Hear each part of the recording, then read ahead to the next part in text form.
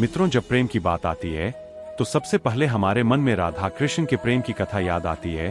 परंतु अधिकतर जनमानस के मन में यह सवाल उठता है कि जब भगवान कृष्ण राधा रानी से बेइंतहा प्रेम करते थे तो फिर उन्होंने उसे शादी क्यों नहीं की। अगर आपके मन में भी यह सवाल उठता हो तो यह वीडियो आपके लिए ही है, क्योंकि आज की इस वीडियो में आपको इसी सवाल का जवाब बताने जा रहा हूं कि आखिर भगवान श्री कृष्ण ने राधा रानी से विवाह क्यों नहीं किया। तो वीडियो के अंत तक हमारे साथ जरूर बने रहे। नमस्कार मित्रों, डिवाइन टेल्स उस पर आपका एक बार फिर से स्वागत है कि हिंदू धर्म ग्रंथों में इस प्रसंग से जुड़ी कई कथाएं प्रचलित है, जिनमें से सबसे पहली कथा के अनुसार ऐसा माना जाता है कि राधा कोई और नहीं बल्कि श्री कृष्ण का ही एक रूप थे। स्कंद पुराण की माने तो श्री कृष्ण को आत्माराम भी कहा जाता है, अर्थात जो अपनी आत्मा में ही रमन करते हुए आनंदित रहता है और उसे आनंद की अनुभूति के लिए किसी अन्य की आवश्यकता नहीं होती। उनकी आत्मा तो राधा ही है। राधा और कृष्ण को कभी अलग नहीं किया जा सकता। ऐसे में फिर राधा और श्री कृष्ण के विवाह होना और बिछड़ने का सवाल ही नहीं उठता। श्री कृष्ण ही खुद को दोनों रूपों में प्रकट किया है। यह भगवान का एक मनोरम रूप है।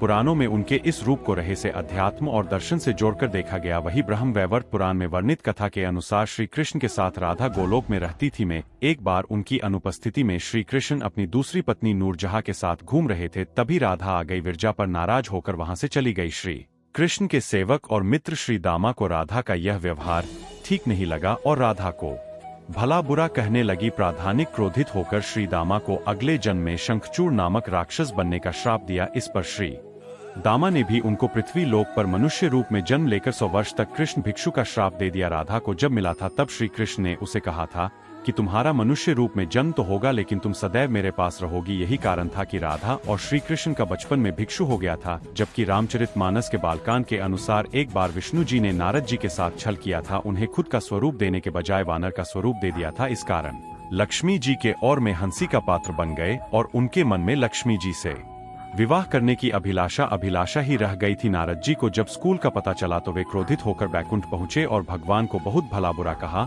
और उन्हें पत्नी वियोग का श्राप दे दिया। नारद जी के श्राप की वजह से राम अवतार में भगवान रामचंद्र जी को सीता का वियोग सहना पड़ा था और कृष्ण अवतार में देवी राधा का। इसके अलावा एक अन्य पौराणिक कथा के अनुसार राधा श्री कृष्ण से 5 वर्ष बड़ी थी। राधा ने कृष्ण को पहली बार जब देखा था जब उनकी माँ यशोदा ने उन्हें उखाड़ से बांध दिया था। कुछ लोग कहते हैं कि वह पहली बार गोकुल अपने पिता वृषभानु जी के साथ आई थी, तब श्री कृष्ण को पहली बार देखा था। जबकि कुछ विद्वानों की माने तो कृष्ण और राधा की पहली मुलाकात संकेतित प्रवीण जो भी हो, लेकिन जब राधा ने कृष्ण को देखा तो वह उनके प्रेम में पागल जैसी हो गई थी और ड्यूने देखकर मोहित हो गए थे और फिर दोनों में प्रेम हो गया था। ऐसा माना जाता है कि तभी से राधा श्री कृष्ण की मुरली सुनकर बावरी होकर नाचने लगती थी और मैं उसे मिलने के लिए बाहर निकल जाती थी। जब गांव में कृष्ण और राधा के प्रेम की चर्चा चल पड़ी तो राधा की समाज के लोगों ने उसका घर से बाहर निकलना बंद करवा दिया। जिसके बाद एक दिन श्री कृष्ण ने अपनी माता यशोदा से कहा कि माता, मैं राधा से विवाह करना चाहता हूँ। यह सुनकर यशोदा मैया ने कहा कि राधा तुम्हारे लिए ठीक लौकी नहीं है।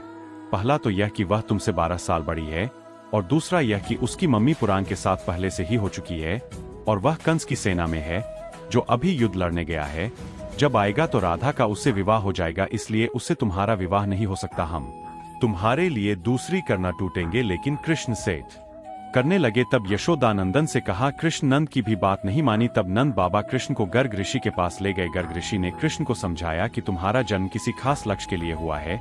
इसकी भविष्यवाणी हो चुकी है कि तुम तारनहार हो। इस संसार में तुम धर्म की स्थापना करोगे। तुम इस ग्वालन से विवाह नहीं करना चाहिए। तुम्हारा एक खास लक्ष्य है। तब श्री कृष्ण कहते हैं कि मुझे नहीं बनना तारनहार, तो अपनी गायों को वालों और इन नदियों पहाड़ों के बीच रहकर प्रसन्न और आनंदित हूँ। और यदि मुझे धर्म की स्थापना करनी है तो क्या मैं इस अधर्म के साथ शुरुआत करूं कि जो मुझे चाहती है और जिसे मैं प्रेम करता हूं उसे छोड़ दूं? यह तो न्याय रही है। गर्ग मुनि हर तरह से समझाते हैं लेकिन कृष्ण नहीं समझते हैं। तब गर्ग मुनि वह एकांत में यह ऐसे बता देते हैं कि तुम यशोदा और नंद के पुत्र नहीं, देवकी और वासुदेव के पुत्र हो और तुम्हारे माता पिता को गर्ल्स ने कारागार में डाल रखा है। यह सुनकर श्री कृष्ण कुछ भी कहने की अपने नहीं रहे और फिर उन्होंने कहा, कृपया मेरे बारे में कुछ और बताइए। तब गर्ग मुनि ने कहा कि नारद ने तुम्हें पहचान लिया है और तुमने अपने सभी को प्रकट कर दिया है। तुम्हारे जो लक्षण इस ओर संकेत करते हैं कि तुम ही वह महापुरुष हो जिसके बारे में ऋषिमुनि चर्चा करते हुए आ रहे हैं।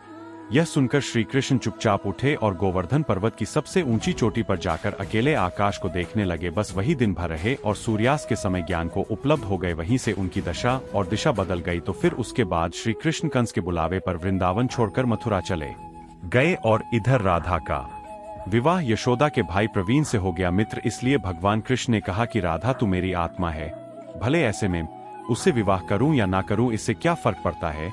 विवाह के बाद भी राधा का ना तो मेरे प्रति स्नेह कम हुआ और ना ही मेरा राधा के प्रति। इसलिए मित्रों, अगर आप भी किसी से प्रेम करते हैं और आप उससे शादी नहीं होती है तो निराश न हो, बल्कि उसके प्रेम को अपने मन में हमेशा के लिए याद रखें, जैसा कि श्री कृष्ण किया था। तो मित्रों, उम्मीद करता हूँ कि आपको श्री कृष्ण और राधा की यह प्रेम कथा पसंद आई होगी। अगर पसंद आई हो तो इसे ज्यादा से ज्यादा लाइक करें और अपने दोस्तों के साथ शेयर भी अवश्य करें। फिलहाल आज की वीडियो में इतना ही। अब हमें इजाजत दे। आपका बहुत बहुत शुक्रिया।